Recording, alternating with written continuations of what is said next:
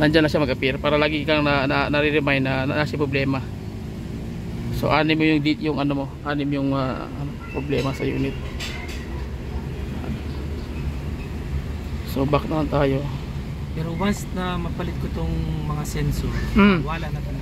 Pag nagpalit na tayo tapos i-schedule natin, pag nag-okay na siya, saka delete. At least nagpalit ka na ng dalawang speed, input saka output.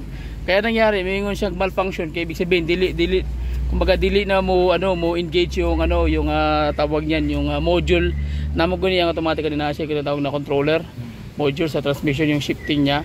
So bukod sa ECM, so nangyari wala man natatanggap yung module, kaya mo detect walang natatanggap yung transmission module from input speed sensor tsaka output speed sensor.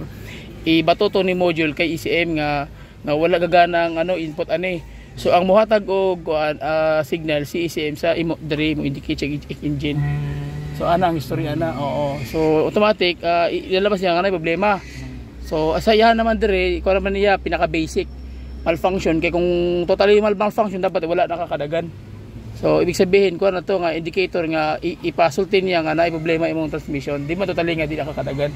Kaya tanong ko, di ka na makatakbo? Hindi, nakatakbo ko pero takot lang ako. Sabi ko, makadagan pa na.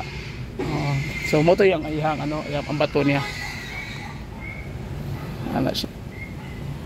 Pero sure sir ha, bisan mo drive ko ha, okay ra ha.